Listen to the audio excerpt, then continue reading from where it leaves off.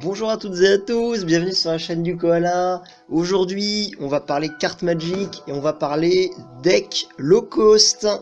Et oui, parce que les cartes Magic, vous savez que si jamais vous y jouez et que vous êtes débutant ou même un joueur un peu plus expérimenté, eh bien, lorsque vous allez dans votre magasin de jeux et que vous tombez sur des mecs qui jouent depuis très longtemps et qui ont des cartes qui coûtent cher, et pas forcément des cartes qui coûtent cher, mais des cartes qui sont vieilles et qui sont peut-être plus fortes que celles que vous avez vous, ou simplement qui ont eu plus de temps pour jouer, voilà, et qu'ils vous roulent sur la gueule, ce n'est jamais très agréable.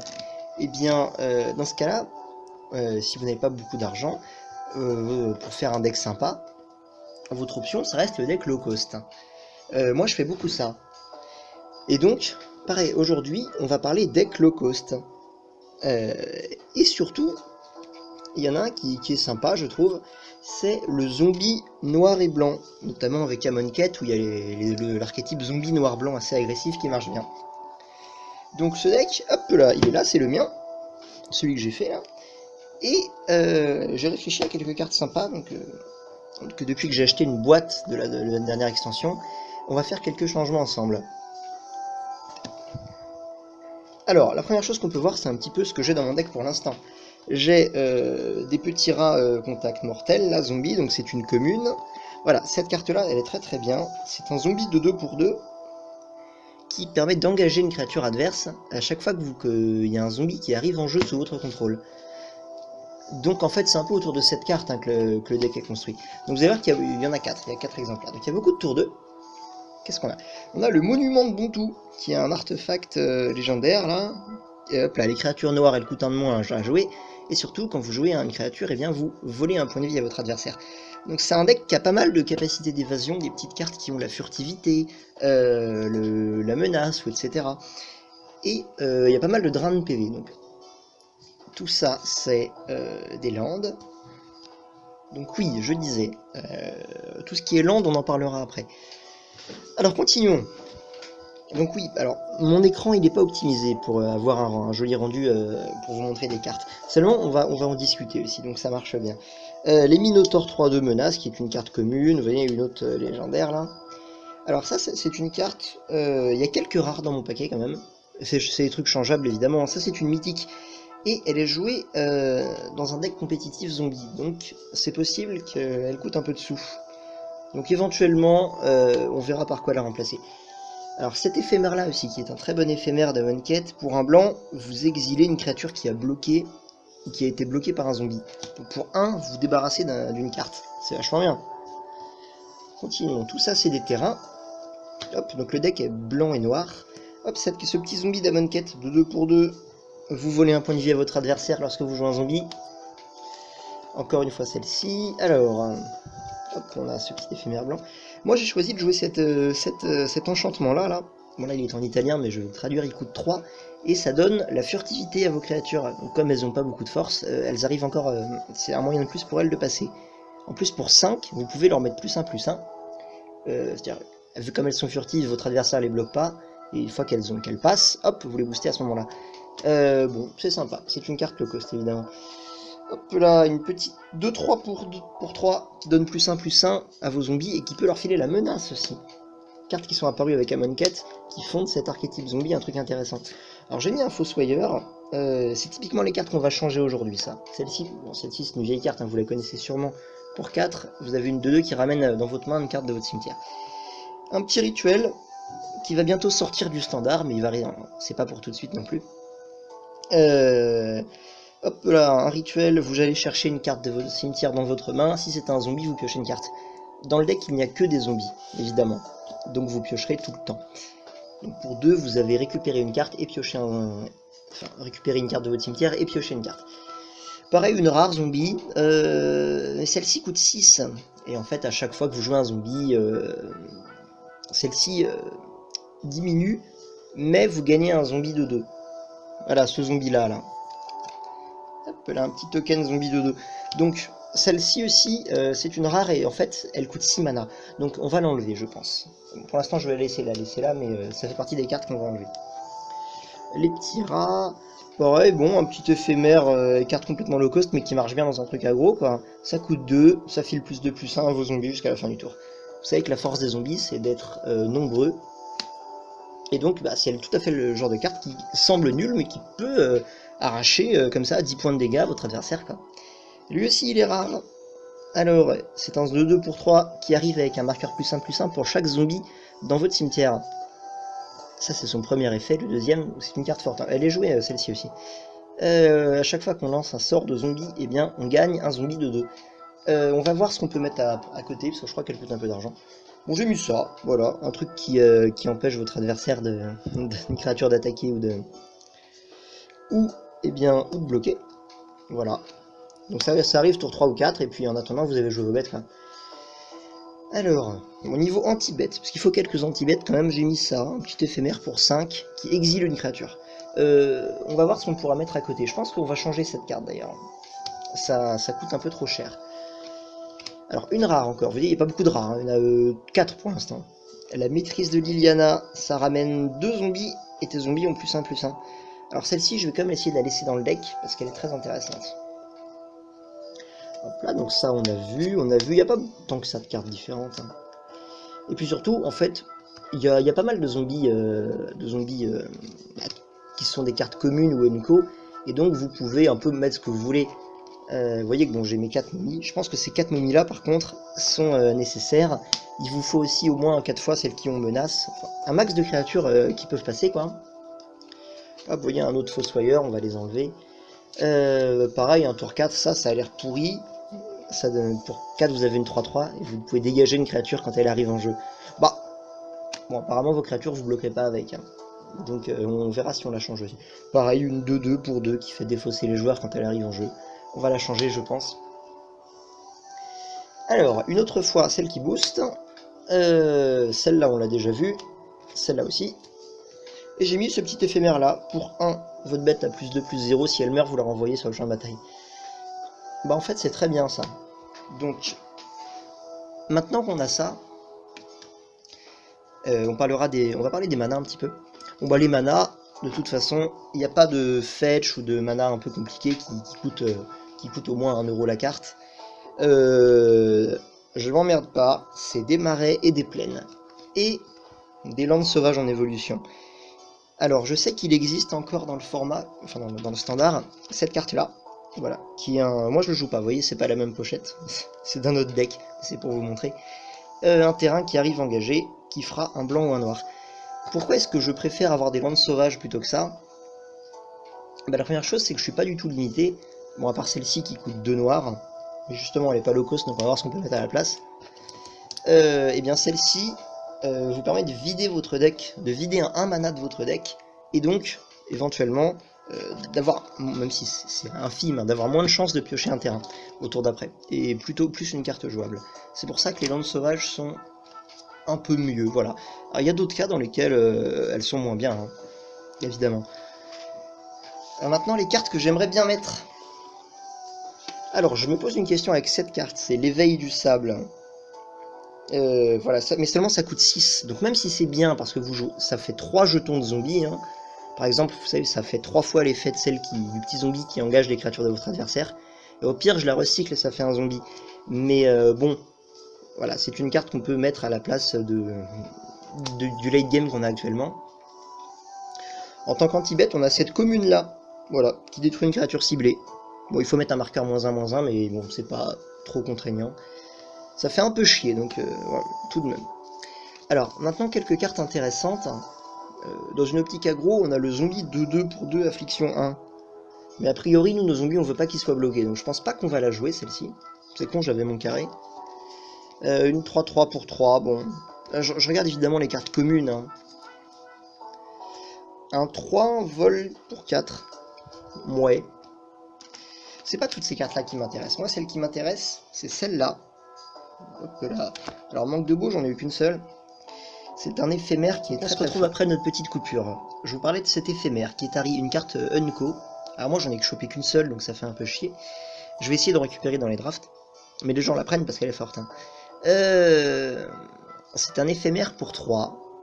ça donne +3/+3 et le vol à une créature. Donc apparemment, nous c'est de la capacité d'évasion, ça nous intéresse, ça fait taper nos créatures.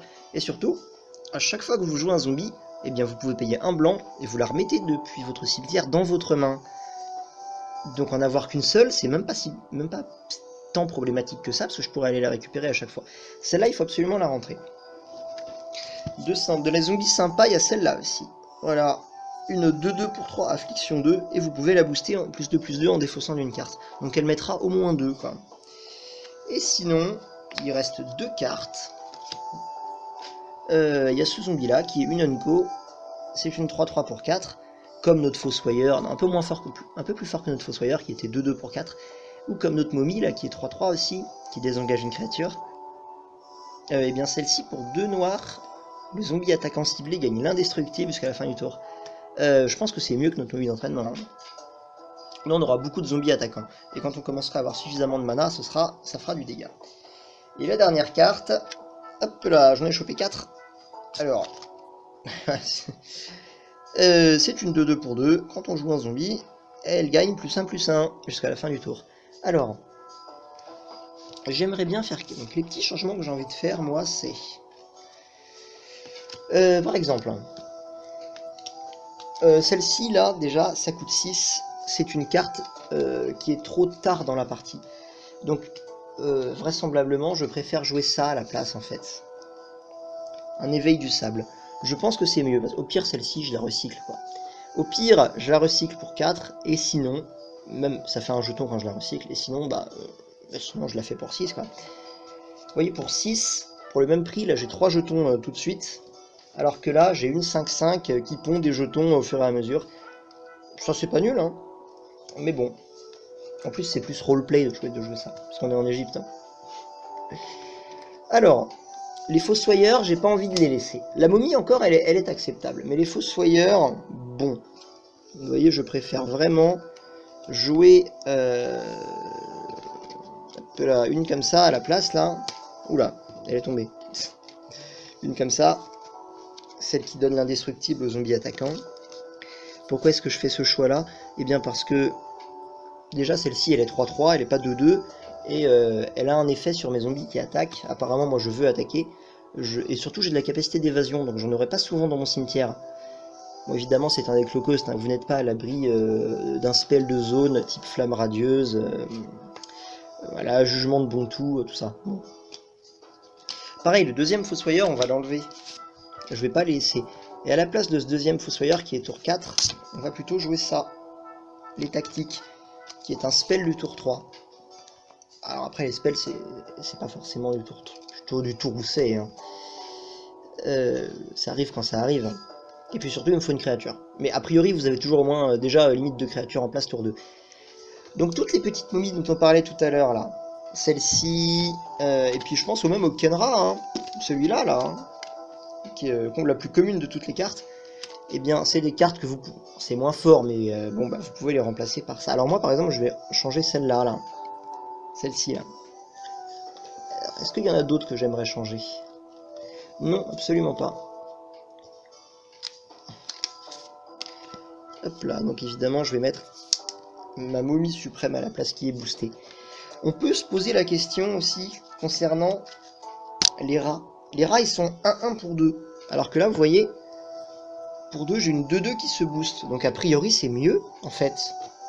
C'est beaucoup mieux. Alors, les rats sont furtifs, mais bon. Je pense qu'on va mettre des... On va changer, j'ai 2 rats, on va les changer par des momies suprêmes du tour 2. Là. Pourquoi est-ce que je préfère la momie suprême au Kenra, à celui-là, là, au Kenra 2/2? Eh bien, ma momie, en fait, elle sera boostée à tous les tours, tout simplement. Alors que mon Kenra, il a quand même plus de chances de se faire tuer que ma momie. Hop là, donc on va en mettre 2. Et donc on se retrouve, vous voyez, quand même avec 3 momies au tour 2. Maintenant, j'aimerais bien jouer celle-là aussi. Donc là, par exemple, je vais pas le faire, parce que du coup, ça, c'est mieux. Mais celle-ci est une rare. Celui-là est une Unco. Vous pouvez faire le choix de faire ce changement-là. Moi, je vais pas le faire. Voyons voir si j'ai quelque chose à mettre d'intéressant à la place. Bah non, en fait. Non, non, je vais choisir de ne pas jouer Ascète de 2, Affliction 2. Voilà. Un autre changement, là j'ai un anti-bet, vous voyez, pour 5. Eh bien je vais le changer et je vais jouer celui-là, qui est pour 3, qui détruit une créature ciblée. Donc l'autre évidemment est mieux, parce que déjà c'est un éphémère, alors que ça c'est un rituel. Donc l'autre vous offre plus de versatilité, quoi, plus de possibilités. Et surtout, il exile une créature, alors que là, bah, ça détruit simplement. En plus, il y a un petit malus, il faut mettre un marqueur -1/-1. Mais ça, c'est pas très bien. Alors, une autre bonne raison d'enlever les rats 1-1, c'est que si je n'ai que les rats pour mettre ça, en plus, vous pouvez pas y couper, hein, c'est en tant que coût supplémentaire. Eh bien, je tuerai mon rat. Donc, voilà, ça a l'air cohérent d'enlever les rats si on décide de rentrer cette carte. Il y a un dernier changement que je vais faire, c'est cette carte-là, là. Vous voyez un enchantement là qui se met sur une créature qui empêche la créature d'attaquer ou de bloquer. Moi, ce que je cherche à faire, c'est me débarrasser en fait d'une créature, hein, la réduire au silence si vous voulez. Alors que là, ça coûte 3. Or, dans Amonkhet, vous avez cette carte-là, repos forcé, qui ne coûte que 2, qui fait la même chose. Donc, on va y aller. Je vais faire ce changement-là. Et maintenant, je peux le faire potentiellement un tour plus tôt. Donc, c'est quand même mieux. Et je pense que, eh ben, on est bon. On va partir là-dessus. Alors que là, pour info, je joue avec combien de terrains? Je vais compter les terrains. 1, 2, 3, 4, 5, 6, 7, 8, 9, 10, 11, 12, 13, 14, 15, 16, 17, 18. J'ai que 18 terrains. Bah écoutez, c'est un deck... 18 terrains, c'est pas beaucoup. Hein. Normalement, il vous en faut plus. C'est même vraiment pas beaucoup du tout. Il y a plein de coupes que je pourrais faire. Donc oui, je disais 18 terrains, bah, c'est pas beaucoup. Mais... Bon, après, on a plusieurs raisons de garder 18 terrains, là où normalement on en jouerait 22. Moi j'en joue 22 normalement. Ou peut-être parfois 24. On a plusieurs raisons de ne jouer que 18 terrains. La première, bah, c'est que c'est un deck aggro. Regardez l'autre, curve. J'ai un tour 5, un tour 6. Et encore le tour 6, je peux le jouer tour 4 pour aller recycler. Tout le reste, c'est du tour 3 ou du tour 2. Vous voyez, j'ai que 2 tour 4. Bon. Ah ouais, c'est du low cost, hein, les gars. Et c'est même, ça a l'air même pas bien, mais ça tourne, et puis bon, bah c'est rigolo. Vous faites plein de drains de vie, vous pouvez vous passer à chaque fois.